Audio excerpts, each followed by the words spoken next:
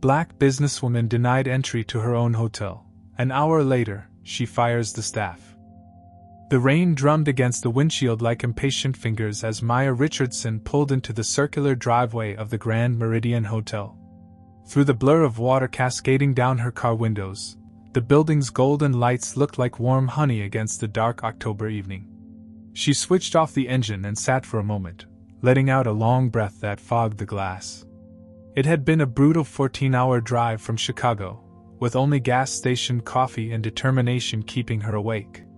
Her usual business suits hung neatly in the back seat, but right now she wore what felt comfortable: faded jeans, worn sneakers, and an oversized Northwestern University sweatshirt that had seen better days.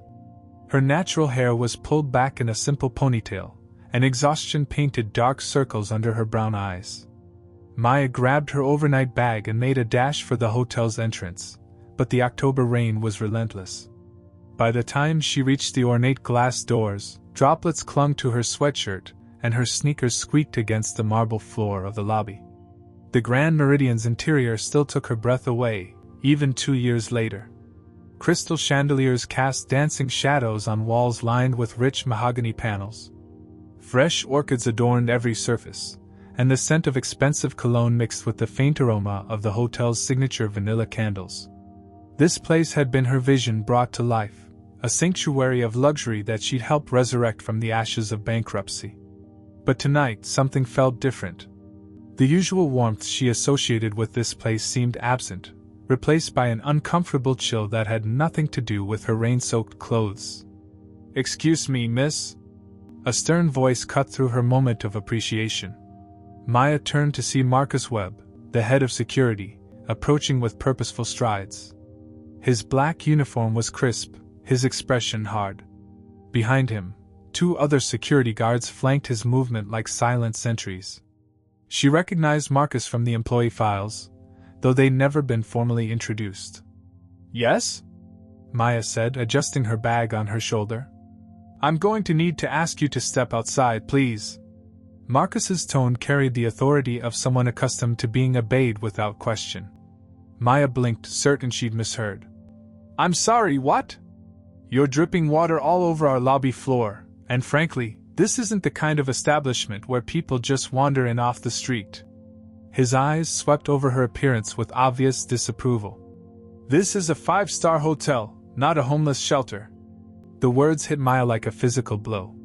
She felt heat rise in her cheeks, a mixture of anger and disbelief coursing through her veins. "I'm not wandering in off the street. I'm a guest."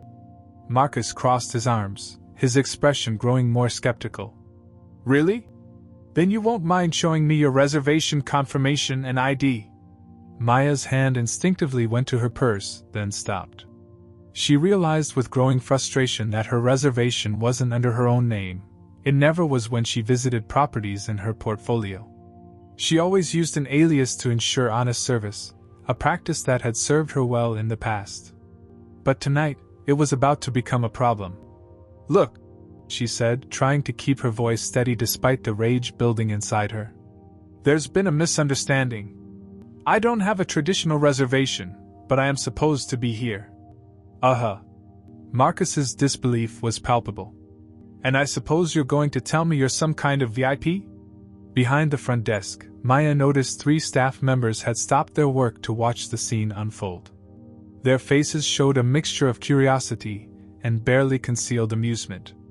One of them, a blonde woman whose name tag read Jennifer, whispered something to her colleague that made them both snicker. "Actually," Maya said, her voice gaining strength, "I'm a partner in this hotel." The silence that followed was deafening. Then Marcus let out a harsh laugh that echoed through the lobby. "A partner? Lady, I've been working here for 3 years. I know every owner, every investor, every person who matters at this hotel. And I can guarantee you that none of them look like." He gestured vaguely at her appearance. "This." The implication hung in the air like poison. Maya felt something cold settle in her stomach as she processed not just his words, but the way he'd said them. The casual dismissal, the automatic assumption, the certainty that someone who looked like her couldn't possibly belong in this world of luxury and power. Listen, she said, struggling to maintain her composure. If you could just call the general manager, Robert Harrison, he can. Mr. Harrison is at home with his family, like any decent person should be at this hour. Jennifer called out from behind the desk, her voice dripping with condescension. And we're not disturbing him because some random person walked in claiming to own the place. Maya looked around the lobby, taking in the faces staring back at her. The security guards, the front desk staff, even a few guests who had paused their conversations to watch the spectacle. She saw everything from mild interest to open hostility, but not 1 ounce of the respect she commanded in boardrooms across the country. You know what?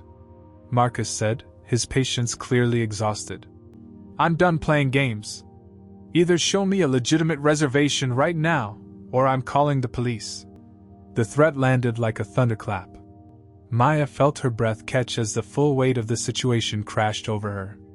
She was being threatened with arrest in a hotel she'd saved from bankruptcy, by employees whose salaries she'd helped secure, in a building where her signature was on contracts worth millions of dollars. For a moment, she considered making the call. One phone conversation with Robert Harrison would end this nightmare immediately. Her assistant had his personal number, and despite Marcus's claims, she knew Robert would take her call regardless of the hour. But something held her back, a growing curiosity about just how deep this problem went. Fine, she said finally, her voice quiet but steady. I'll leave. Marcus looked surprised by her compliance, as if he'd expected her to fight harder. Smart choice. As Maya turned toward the door, she caught her reflection in the polished marble walls. For the first time in years, she saw herself as these people saw her, not as Maya Richardson, successful businesswoman and investor, but as someone to be dismissed, suspected, and removed. The realization was both heartbreaking and illuminating. She walked back into the rain, her sneakers splashing through puddles as she returned to her car. But instead of driving away, Maya sat in the parking lot, her hands gripping the steering wheel as her mind raced. Through the water-streaked windshield, she watched the warm lights of the hotel, her hotel, and began to formulate a plan. If this was how they treated someone they perceived as unworthy, what did that say about the culture she'd helped fund? What other guests had been subjected to this kind of treatment? And more importantly, what was she going to do about it? The rain continued to fall, but Maya Richardson wasn't going anywhere. Not yet. She had work to do, and for the first time in her business career, it was personal. As she reached for her phone to call her assistant, a small smile played at the corners of her mouth. By tomorrow morning, the staff of the Grand Meridian Hotel would learn that appearances could be very, very deceiving. 2 years earlier, Maya Richardson stood in the same lobby, but it looked nothing like the polished sanctuary she'd just been thrown out of.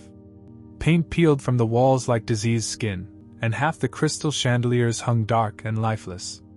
The marble floors were cracked and stained, and the smell of mildew mixed with desperation hung in the air like a funeral shroud.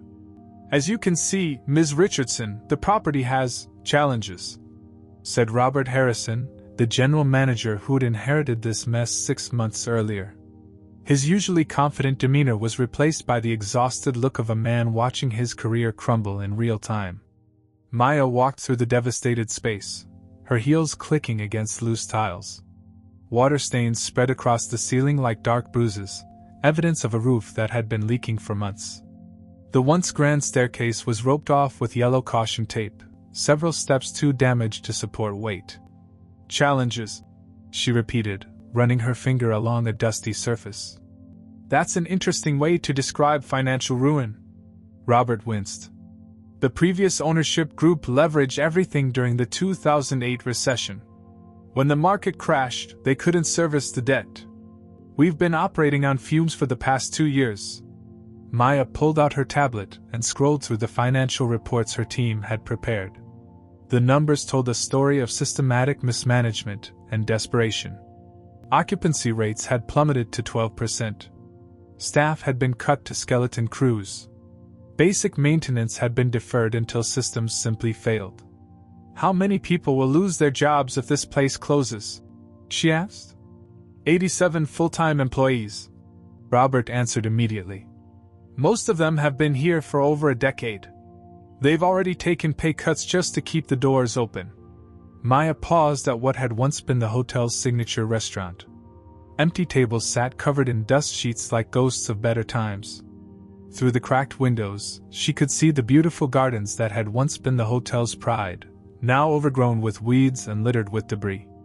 The location is still prime, she mused, more to herself than to Robert. Downtown access, proximity to the business district, historic architecture. The bones are good, Robert agreed eagerly. This place was the crown jewel of the city's hotel scene for 30 years. People proposed here, celebrated anniversaries, brought their children for special occasions.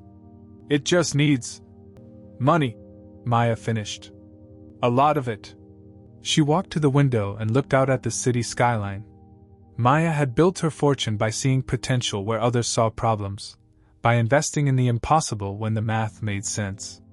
But this wasn't just about numbers. She could feel the soul of this place, wounded but not finished. Tell me about the staff, she said. The ones who stayed. Robert's face brightened for the first time during their tour. They're incredible. Our head chef, Maria, has been here since she was 19. She's kept the kitchen running on practically nothing. The housekeeping supervisor, Dorothy, has trained half the hotel staff in the city. They believe in this place even when there's no logical reason to, Maya finished. Over the next 2 hours, Robert walked her through every floor, every room, every broken system that needed repair. The hotel had 150 rooms, but only 30 were fit for guests. The heating system worked sporadically. The elevators were a lawsuit waiting to happen. The spa had been closed for 6 months due to plumbing issues. But Maya saw something else. She saw the intricate woodwork that just needed refinishing. She saw the enormous windows that would flood the space with natural light once they were properly cleaned. She saw the potential for a rooftop garden where the current mess of broken equipment sat rusting. What would it take, she asked finally, to bring this place back to life? Robert handed her a folder thick with estimates. Conservative estimate? $15 million for basic structural repairs and system updates. Another $10 million if you want to truly restore it to luxury standards. $25 million. Maya had invested more in single-tech startups, but something about this felt different. This wasn't just business, it was rescue. I have one condition, she said finally. I remain a silent partner. My involvement doesn't get announced to staff or media. I want to see how this place operates when people think I'm not watching. Robert's eyes widened. You're serious? You'll actually do this? Maya looked around the broken lobby one more time, imagining it filled with light and laughter again. Mr. Harrison, I believe in second chances. This place deserves one. The paperwork took 3 weeks. Maya's legal team structured the investment as a silent partnership, with Robert serving as the public face of the revival. Construction crews arrived like a small army, working around the clock to repair years of neglect.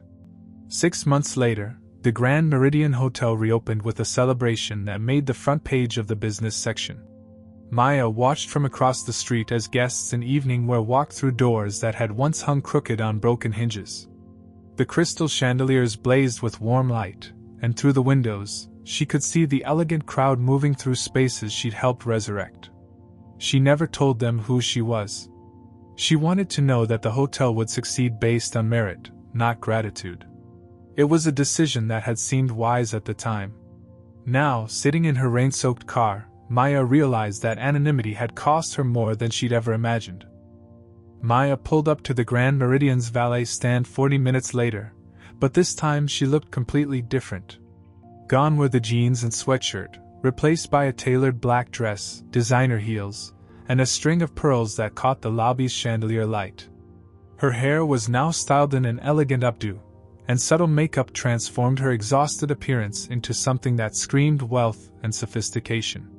"Good evening, Dr. Stevens," she said to the front desk clerk, a different one from earlier, presenting identification under her carefully maintained alias. "I believe you have a reservation for me." The transformation in treatment was immediate, and nauseating. "Of course, Dr. Stevens! Welcome to the Grand Meridian," gushed the clerk, practically bowing as he processed her fabricated reservation. "We've upgraded you to our presidential suite at no charge. Can we offer you champagne service?" Maya smiled coldly. "That would be lovely."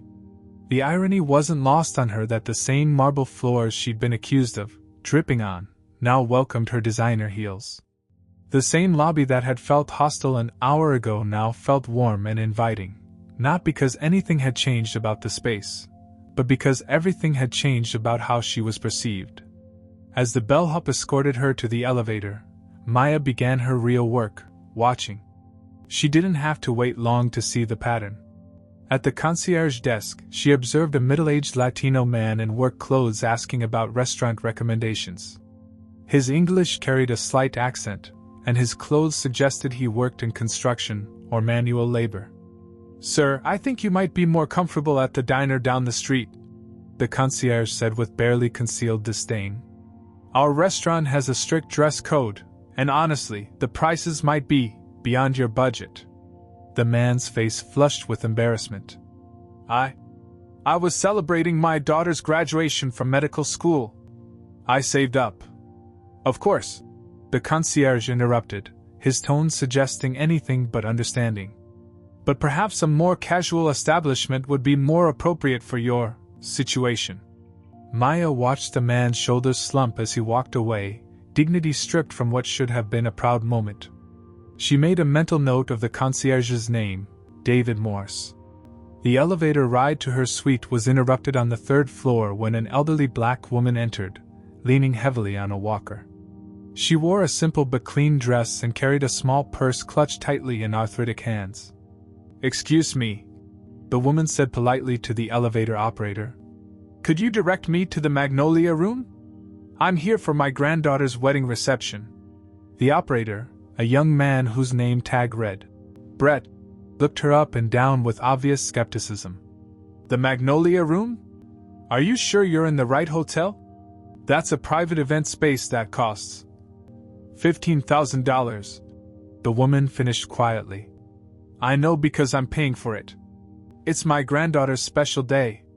Brett's face went red, but instead of apologizing, he doubled down. "Well, if you're paying for it, you should know to use the service elevator. Guests in the main elevator might feel uncomfortable." Maya felt her hands clench into fists. The service elevator was hidden away, intended for staff and deliveries, not for paying customers whose only crime was aging while black. "I'll walk with you," Maya said suddenly, stepping off the elevator on the wrong floor. "I was looking for the Magnolia Room myself." The woman's grateful smile nearly broke Maya's heart. Later that evening, Maya positioned herself in the hotel bar, nursing a glass of wine while observing the staff interactions. The bartender, a woman in her 30s with sharp features and sharper judgments, was a master class in discriminatory service. When a young black couple approached the bar, dressed nicely but not expensively, they were immediately asked for 2 forms of ID and a credit card. For verification. A white couple who arrived minutes later was seated immediately with no such requirements. When a family that appeared to be Middle Eastern asked about the children's menu, the bartender claimed the kitchen was too busy to accommodate special requests. Yet she cheerfully modified dishes for the white family sitting 2 tables away. Most disturbing was watching a group of young black professionals celebrating a promotion. Despite their obvious financial success, designer clothes, expensive watches, American Express black cards, they were seated at the table next to the kitchen doors. Their service was slow, their orders were forgotten, and Maya watched their excitement slowly drain away as the evening progressed. "Excuse me," one of them finally said to the server. "We've been waiting 30 minutes for our appetizers, but that table was seated after us and already has their main courses." The server, a blonde woman whose name tag read Ashley, didn't even try to hide her indifference. Kitchens backed up. These things happen. But Maya could see into the kitchen from her vantage point. Orders were sitting under heat lamps, ready to be served. Ashley was simply choosing not to deliver them. By midnight, Maya had filled 3 pages of notes in her phone. Name after name, incident after incident, pattern after pattern. What she'd experienced at the door wasn't an anomaly, it was the culture. The Grand Meridian Hotel, the place she'd saved from bankruptcy, had become a monument to the very prejudices she'd spent her career fighting. The beautiful renovation, the crystal chandeliers, the expensive art, none of it mattered if the soul of the place was rotten. As she finally made her way to her suite, Maya realized that her $25 million investment had created something she never intended, a palace of discrimination dressed in luxurious clothing. Tomorrow morning, there would be a reckoning. Tonight, she would plan exactly how justice would be served. Maya woke at dawn and spent an hour in her suite, preparing for what would be the most important meeting of her business career, and the most personal. She chose her armor carefully, a charcoal gray power suit that cost more than most people's monthly salary, Italian leather heels that clicked with authority, and the diamond tennis bracelet her mentor had given her when she'd made her first million. By 7:30, she was ready for the fight. At 8 o'clock sharp, Maya walked into the Grand Meridian's executive conference room where Robert Harrison was addressing what appeared to be the entire hotel staff. Word had spread overnight that an emergency meeting had been called by the silent investor, the mysterious figure who had saved their jobs 2 years ago, but whom none of them had ever met. The room buzzed with nervous energy. Maya counted 67 people crowded into the space meant for 30, with servers, housekeeping staff, security, and front desk personnel all squeezed together like anxious children called to the principal's office. Robert stood at the front of the room, clearly uncomfortable as he tried to manage the crowd's expectations. As I mentioned, our primary investor has requested this meeting to discuss recent concerns about hotel operations. Maya paused in the doorway, allowing her presence to register before making her entrance. She watched as heads turned, as whispered conversations died away, as recognition dawned on various faces. The transformation from nervous chatter to stunned silence was almost instantaneous. Marcus Webb, the head of security who had threatened her with arrest 12 hours earlier, went white as a sheet. His mouth opened and closed like a fish gasping for air. Jennifer, the front desk clerk who had mocked her claims of partnership, actually took a step backward, her hand flying to her throat as if she couldn't breathe. Maya walked to the front of the room with measured steps, her heels clicking against the marble floor, the same floor she'd been accused of dripping water on the night before. She took her position next to Robert, who looked equally shocked despite having been warned she was coming. "Good morning," she said, her voice carrying easily through the now silent room. "My name is Maya Richardson. I am the silent investor who provided the $25 million that saved this hotel from bankruptcy 2 years ago." The silence that followed was deafening. You could have heard a pin drop in the adjacent lobby. "Last night," Maya continued, her tone conversational but carrying an undertone of steel, "I attempted to enter my own hotel. I was denied entry, threatened with arrest, and told I didn't belong in a place like this." She paused, letting her eyes sweep across the crowd. "I'd like to know why." Marcus stepped forward, his uniform now seeming to hang awkwardly on his frame. "Ms. Richardson, we didn't know, you weren't dressed like..." "Like what, Marcus?" Maya's voice remained calm, but there was danger in it. "Like someone who belonged here? Like someone who could afford to be here? Like someone who mattered?" The security chief's face crumpled. "I'm sorry. I thought you were. You thought I was what? A threat? A criminal? Someone suspicious?" Each question hit like a physical blow. "Based on what exactly? My clothes? My race? The fact that I didn't fit your narrow definition of what a hotel guest should look like?" Jennifer raised her hand tentatively, her voice barely above a whisper. "We were just doing our jobs." Maya turned to face her, and the young woman actually flinched. "Your job, Jennifer, is to welcome guests. Your job is to provide excellent service to everyone who walks through those doors. Your job is to represent the values of this establishment." She paused. "Tell me, what values did you represent last night?" Tears began streaming down Jennifer's face, but Maya wasn't finished. Over the past 12 hours, I've witnessed systematic discrimination against guests based on their race, age, and perceived economic status. I've watched staff members turn away paying customers, provide substandard service to families celebrating special occasions, and create an environment where people are made to feel unwelcome in a place they've paid to enjoy. The room was so quiet that the sound of someone's soft crying seemed amplified. "Do you know what hurts the most?" Maya asked, her voice finally showing emotion. "It's not that you didn't recognize me.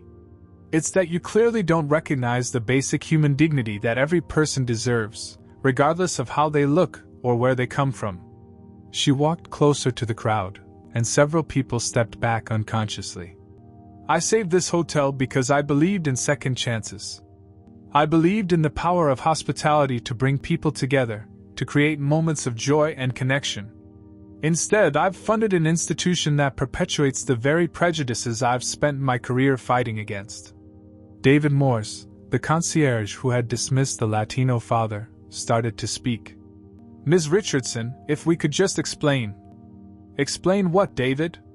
"How you told the father celebrating his daughter's medical school graduation that he didn't belong in our restaurant. How you suggested he couldn't afford to eat here." Maya's eyes blazed. "I heard every word." The shocked gasps that rippled through the room told her that most of the staff had no idea their behavior had been witnessed and documented. "I want you all to understand something," Maya said, her voice rising to fill every corner of the room. "This hotel exists because I believed it could be something special. But what I've discovered is that beautiful fixtures and expensive renovations mean nothing if the people providing service have ugly hearts." She looked around the room one final time, meeting as many eyes as she could. "Now let's discuss consequences." Maya reached into her briefcase and pulled out a thick folder, placing it on the conference table with deliberate precision. The sound seemed to echo through the silent room like a judge's gavel. "Over the past 12 hours, I've documented 17 separate incidents of discriminatory behavior." She began, opening the folder to reveal pages of handwritten notes, photographs, and even audio recordings from her phone. Each incident represents not just a failure of customer service, but a betrayal of the values this hotel was meant to represent. She pulled out her phone and placed it on the table. "For example, this is a recording of Ashley refusing to serve appetizers to a table of young professionals while serving others who arrived later." The audio filled the room, Ashley's dismissive voice saying, "Kitchen's backed up. These things happen." Ashley burst into tears, her sobs echoing off the conference room walls. Maya continued methodically, pulling out evidence like a prosecutor building an airtight case. "Here we have David Morse telling a man celebrating his daughter's graduation from medical school that he couldn't afford our restaurant and should go to a diner instead." David's face went ashen. "Ms. Richardson, I was just trying to..." "You were just trying to what, David? Protect our restaurant from customers who didn't look wealthy enough for your standards?" Maya's voice remained calm, but her words cut like surgical instruments. "That man saved for 6 months to celebrate his daughter becoming a doctor. He left our hotel feeling ashamed instead of proud." She turned to face Brett, the elevator operator who had suggested the elderly woman use the service elevator. "And Brett, you told the grandmother paying $15,000 for her granddaughter's wedding reception to use the service elevator because guests might feel uncomfortable sharing space with her." Brett opened his mouth to respond, but Maya held up her hand. "I'm not finished. Jennifer, you and your entire front desk team turned away a hotel partner, me, based solely on my appearance, making assumptions about my character, my intentions, and my right to be here." She paused, letting that sink in. "Marcus, you threatened to call the police on someone whose investments saved your job." The security chief looked like he wanted to disappear into the floor. Maya walked to the whiteboard at the front of the room and wrote a single word: accountability. "This is what happens when leadership fails," she said, turning to face Robert Harrison. "Robert, you've done excellent work managing the business operations of this hotel. But you've failed completely in managing its culture." Robert's face went red. "Maya, I had no idea this was happening. If I had known. That's exactly the problem, Maya interrupted. You didn't know because you weren't paying attention. A leader's job isn't just to count revenue, it's to ensure that the values of the organization are lived every single day by every single employee. She turned back to the staff. Effective immediately, the following people are terminated from their positions: Marcus Webb, Jennifer Patterson, David Morse, Brett Williams, and Ashley Morrison. The named employees looked stunned, as if they'd been struck by lightning. Marcus stepped forward desperately. Ms. Richardson, please. I have a family. I've worked here for 3 years. Can't we work something out? Maya's expression didn't soften. Marcus, last night you judged me based on my appearance and decided I was a threat to be removed. You made that decision in 30 seconds, without giving me a chance to explain, without considering that you might be wrong. Why should I give you more consideration than you gave me? The brutal logic of her words silenced his protests. However, Maya continued, her voice taking on a slightly warmer tone. I believe in second chances, which is more than you offered me last night. You'll receive 2 weeks severance pay and positive references for your technical skills. What you won't receive is a recommendation for your judgment or character. She turned to address the remaining staff, many of whom were quietly crying or staring at the floor in shame. For everyone else, here's what's going to happen. Robert Harrison is being placed on probationary status for 6 months. During that time, he'll work with our new Director of Hospitality Excellence, who starts Monday, to completely overhaul our training programs. Maya walked to the whiteboard and wrote, Dignity, Respect, Inclusion. Every employee will undergo 40 hours of sensitivity and cultural competency training. You'll learn that hospitality isn't just about thread counts and champagne service. It's about making every human being who walks through our doors feel valued and welcome. She wrote another word, consequences. Moving forward, any employee caught discriminating against guests based on race, age, appearance, accent, or perceived economic status will be immediately terminated. No warnings, no second chances. This behavior ends today. The room remained silent except for the sound of quiet crying. I saved this hotel because I believed it could be a place where people created beautiful memories, Maya said, her voice finally showing the emotional toll of the past day. Instead, I've funded a place where people leave feeling diminished and unwelcome. That changes now, or I will close these doors permanently and donate the building to a homeless shelter, which would be a more appropriate use for a place that judges people by their appearance. She closed her folder and picked up her briefcase. The choice is yours. Prove to me that this hotel deserves to exist. 4 months later, Maya Richardson walked through the front doors of the Grand Meridian Hotel on a bright Tuesday morning, but this time she came as herself. No disguise, no alias, just Maya in a comfortable blazer and jeans. The difference in the atmosphere was immediately apparent, and it had nothing to do with new furniture or fresh paint. Good morning, Ms. Richardson, called out Carmen Rodriguez, the new front desk manager. Carmen had been hired from a competing hotel specifically for her reputation for inclusive hospitality. It's wonderful to see you again. Maya smiled, remembering her last visit when these same doors had been barred to her. Now, she watched as Carmen simultaneously checked in a family speaking rapid Spanish while helping an elderly gentleman with mobility issues, treating both with equal warmth and attention. At the concierge desk, she observed James Chin, David Morse's replacement, enthusiastically helping a young couple plan their anniversary dinner. The couple appeared to be in their early 20s, dressed in what were clearly their best clothes but nothing approaching luxury. 4 months ago, they would have been dismissed or redirected elsewhere.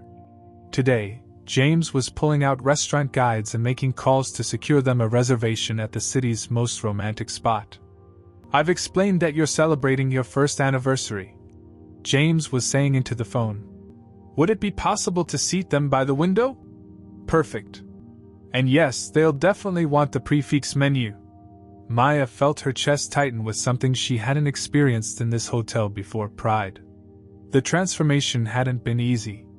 In the weeks following the mass firings, the hotel had struggled with understaffing and the remaining employees' shell shock.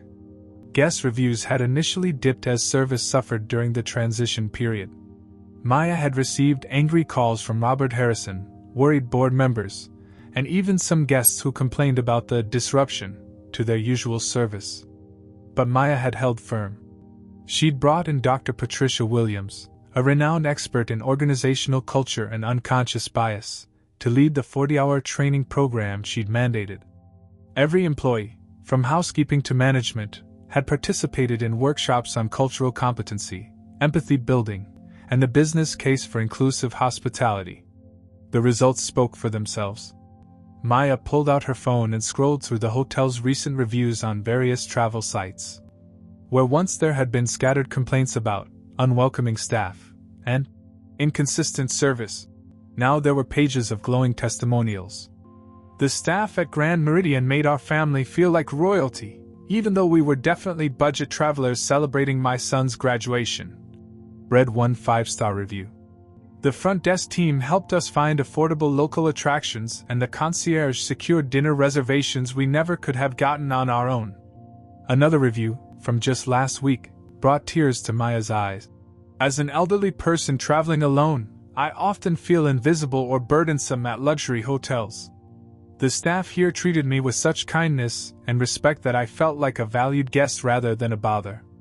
Special thanks to Carmen at the front desk and the wonderful housekeeping team who learned my name and always greeted me with genuine smiles. Maya made her way to the hotel's restaurant, where she'd arranged to meet Robert Harrison for their monthly check-in.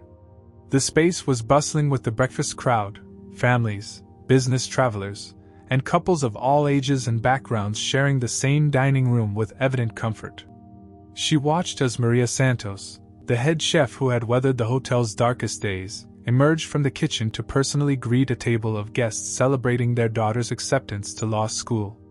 The same Maria who had kept the kitchen running on practically nothing during the bankruptcy now led a team that created memorable experiences for families regardless of their background or budget. Maya! Robert Harrison approached her table, looking more relaxed than she'd seen him in years. I have the quarterly numbers you requested, and I think you're going to be very pleased. He slid a folder across the table. Occupancy is up 18% from last year. Guest satisfaction scores have hit all-time highs. But most importantly, employee satisfaction is through the roof. We've had 0 discrimination complaints, and 3 of our new hires have already been promoted based on their exceptional service. Maya nodded, but her attention was drawn to the lobby visible through the restaurant's glass walls. She watched as a young black family with 2 small children approached the front desk, the parents looking slightly nervous, the way people do when they're not sure they belong somewhere expensive. Carmen immediately came around the desk to greet them at their level, kneeling down to chat with the children while efficiently handling their check-in. Within minutes, the family's nervous energy had transformed into excited anticipation.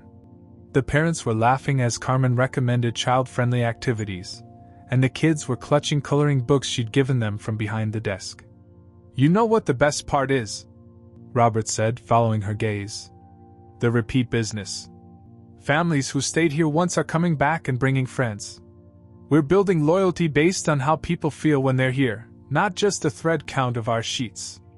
Maya finished her coffee and stood to leave, but not before taking one final walk through the lobby that had been the scene of her humiliation 4 months earlier. Now it buzzed with the energy of genuine hospitality, staff members who greeted every guest with authentic warmth, regardless of appearance or perceived status. As she reached the front doors, Maya paused to look back at the crystal chandeliers, the polished marble, and the elegant furnishings that had always been beautiful. But now, finally, the soul of the place matched its appearance. The Grand Meridian Hotel had become what she'd always envisioned, not just a luxury destination, but a place where every human being who walked through the doors was treated with dignity and respect. Maya stepped into the morning sunlight, knowing that her $25 million investment had finally paid the return she'd always hoped for, not in dollars, but in the quiet revolution of hearts and minds that happened one guest interaction at a time. The hotel had learned that true hospitality wasn't about judging who deserved luxury. It was about ensuring that everyone felt they did.